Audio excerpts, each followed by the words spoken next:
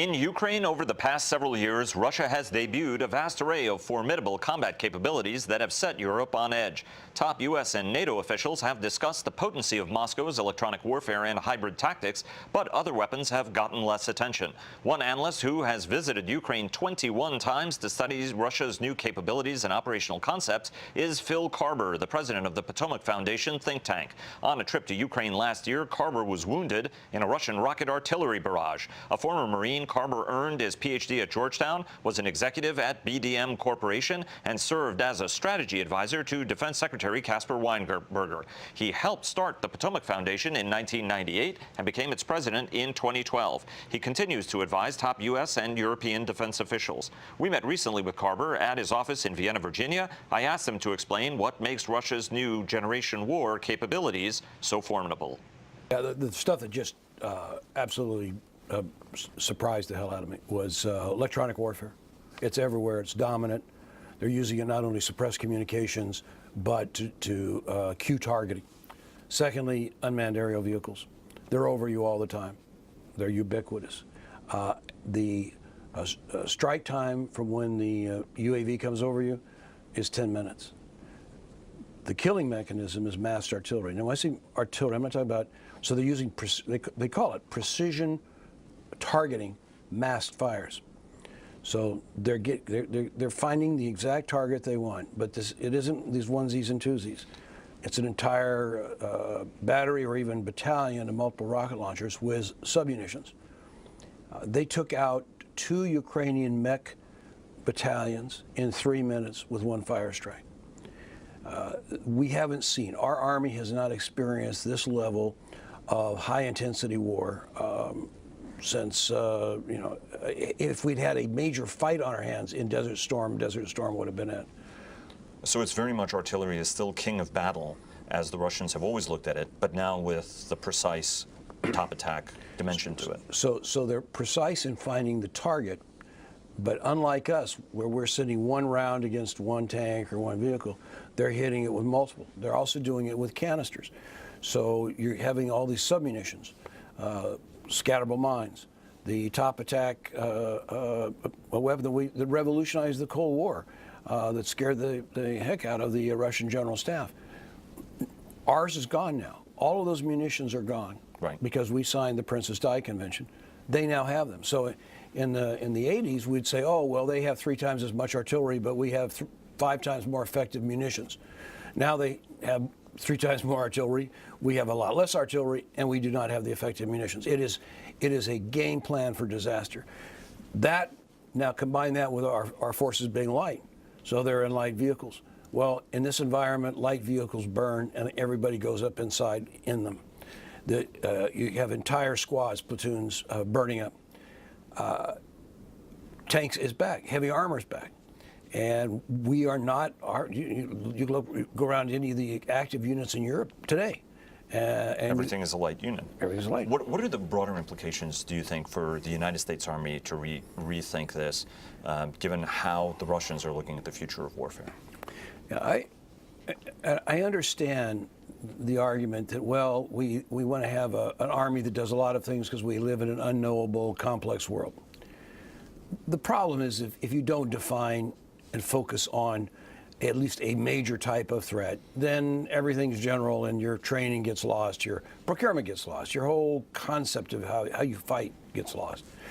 So at least a part of the Army, my guess is a third, ought to be focused on high-intensity major war in Europe. It's still one of our largest commitments. The Russians are doing plenty of things to be aggressive and to scare our allies.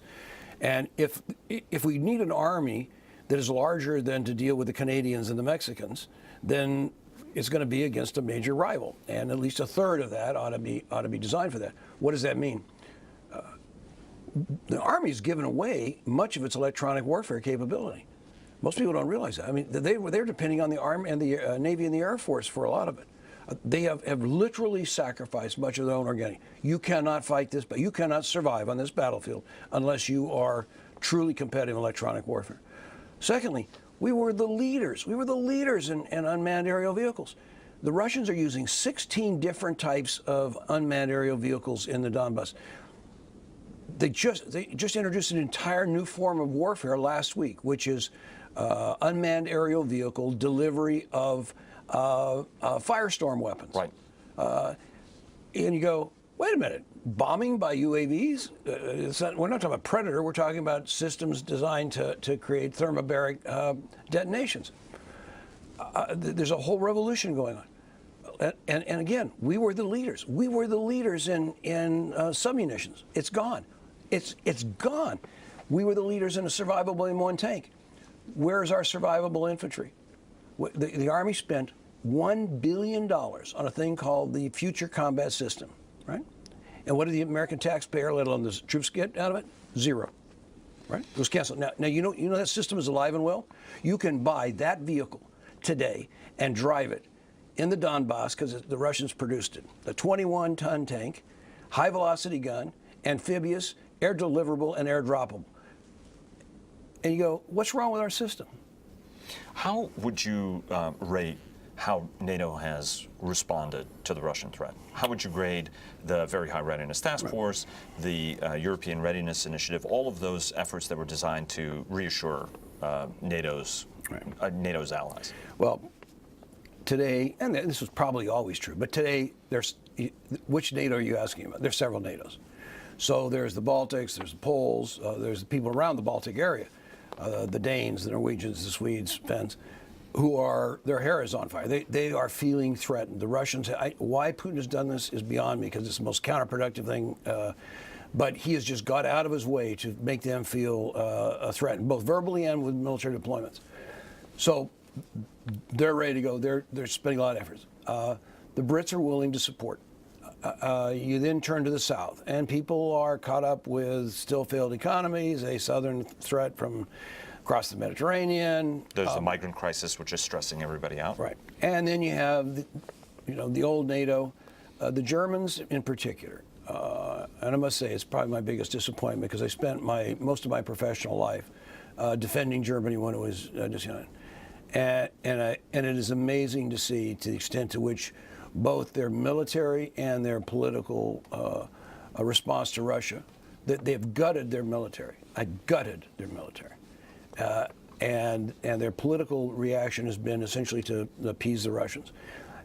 And so when you have these multiple NATOs, it requires a strong leadership. It requires somebody to come in with a vision and the effort to pull it together. You can't do that by leading from behind. And so our military guys, to the extent that they have the freedom to do so, are providing that traditional American initiative and ideas and efforts at integration.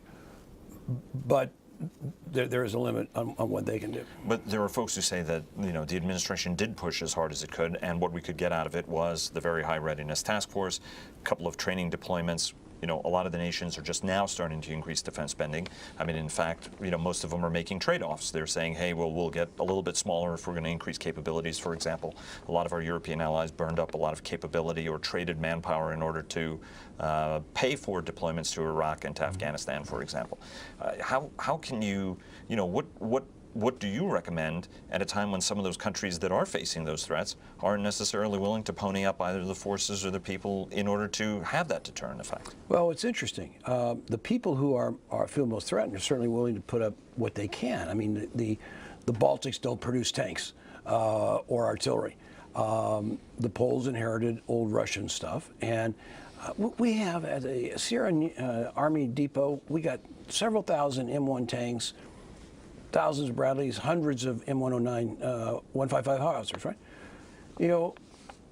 Why don't we just give the Poles some of that artillery so that they're standardized with NATO? The Polish Air Force is split, half F-16, half MiG-29.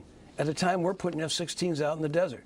And you go, why not provide them aircraft that we don't have the force structure and manpower to provide, in exchange for them providing host nation support, dispersal bases, shelters for the aircraft? So there's a lot of things these guys can afford if we don't sit there and tell them, oh, they have to pay for their complete modernization at exorbitant prices for new equipment. You know, the concept of this was actually laid down by Bob Comer in the Carter administration. Ambassador Bob Comer. It was called the NATO Long-Term Defense Plan. And the whole concept was put pre-positioned U.S. equipment in East Europe and in exchange for host nation support.